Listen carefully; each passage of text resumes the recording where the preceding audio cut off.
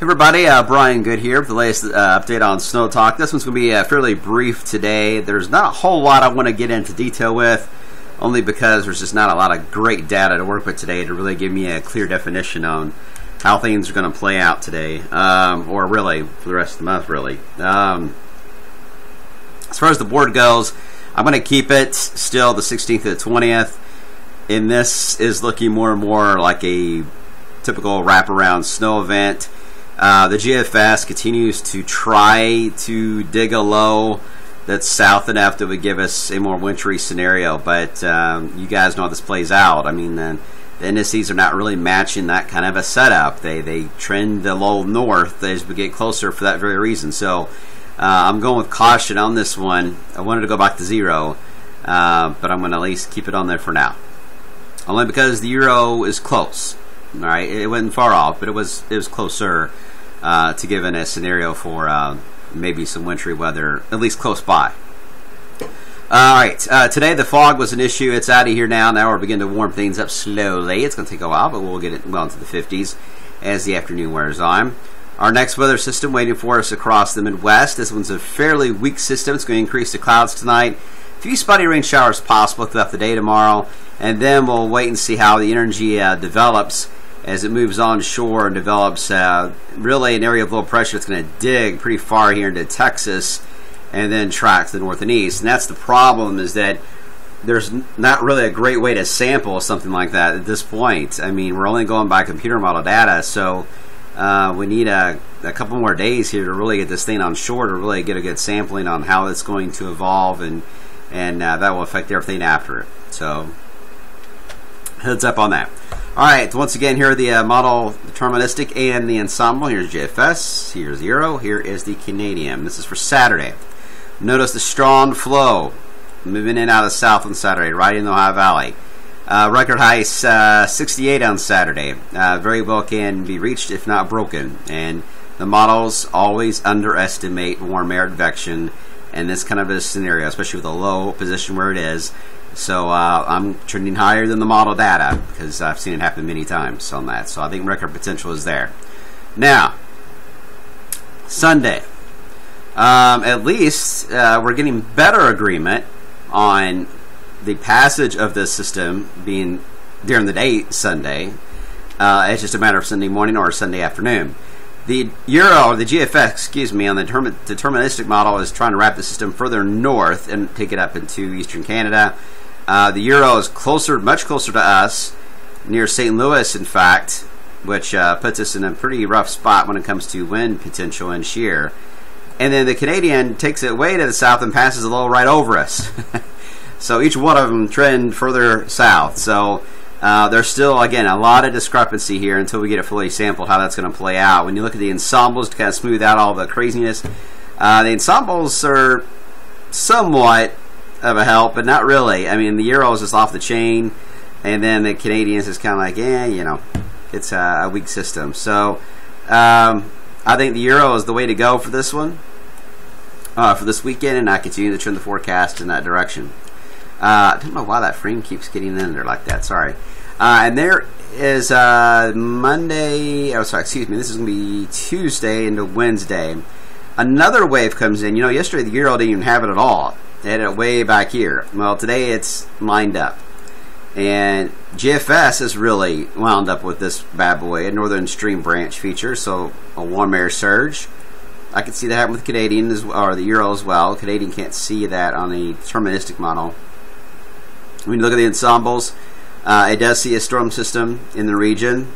The Euro a little further to the north, and then the Canadian sees actually two pieces to it. It looks like developing. This will be next Wednesday. This is one that we'll watch for a rain scenario that could end as a few flakes, but I think the 16th is probably going to be another rain event. Once it goes by and we head into the 18th, we get into stark differences on the deterministic models. GFS, a lot of cold air, southern low, not overly shocked by that idea. The Euro, really cold, with a southern low that would actually miss us and go out to sea. The GFS one would have a little more of a wintry impact for us. So the deterministic models are trying to debate how much cold air gets pulled out of the storm on the 16th to create something a little more interesting for the 18th. And it's just too far out for us to know. When you look at the ensembles, not a lot of help, to be honest with you. A little broad here on the trough on almost every model run, but it really is struggling on where to put a low pressure at and where to hold the energy back. So the 18th is kind of a difficult one to look at here. And then as we get into the 21st, you can see how the Euro really wraps it up. The northern part of that feature, the southern part of the feature, continues to go up the eastern seaboard rain event for our area. The ensemble is close. GFL, or the Euro ensemble, is not too far off. It's a little warmer, and then the Canadian is a colder run with that low moving through on the 21st. So that's why I'm going to give a range 16th to the 20th, somewhere in there. Wouldn't roll out a rain to very light snow or flurry scenario, but at this point you've got to go with the trends and the indices, and the trends and indices indicate that the likely track for low pressures is going to be in this direction more so than it is to the southeast coast and then go up. So we'll just have to see how that plays out. When you look at all the way toward December 23rd, the polar vortex is there. I mean, it is very cold in the Arctic. But you don't want the polar vortex there to get cold here. You need it to be displaced. You need high pressure to build more into Canada, and that allows the pieces of the polar vortex anyway to come down in chunks and give us some cold weather. Now, at this point, we've got to wait and see if that's going to happen for January and February. And we've seen this flip many times. We saw it last year. Couldn't tell you how many times I heard you guys complain last year, in December especially. And then going into January, I was getting all these emails like, oh, winter is over.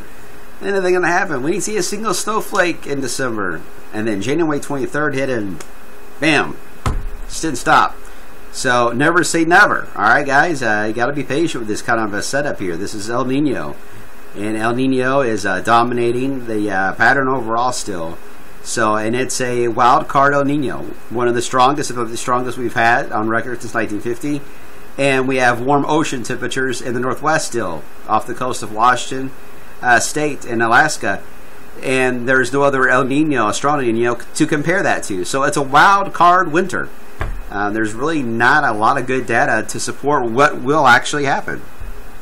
Now, for a lot of you, that's frustrating. For me, that's exciting, because I'm about to see, as well as other meteorologists and scientists, are about to see what happens when you have a strong El Nino with warm Pacific waters in the northwest there. Now, we're about to learn a big lesson in forecasting coming up this winter. So it's going to be an interesting event to see how it plays out.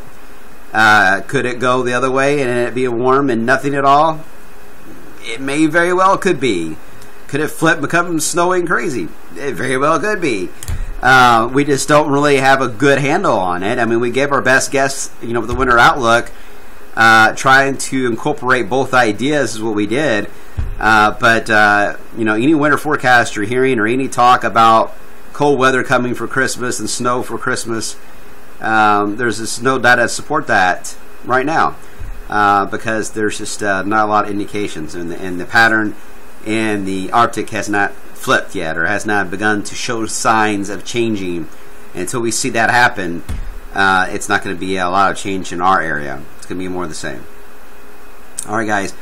That's about it for right now. I'll be on midday, and of course I'll be back tomorrow morning. Hopefully I'll have a better handle on data. Once we get into, maybe starting tomorrow or Thursday, I'm going to start getting more detail on the potential for any damaging winds with this weekend system. I wanted to get onshore a little more, and that way I have better data to work with. Alright, guys, that's it for right now. As you can tell, I'm getting sleepy. I don't know how Christy Dutton does this. So I'm getting sleepy and I'm getting tired, so I'm not making sense, and I'm going to start rambling. So I'm just going to stop for now. See you later.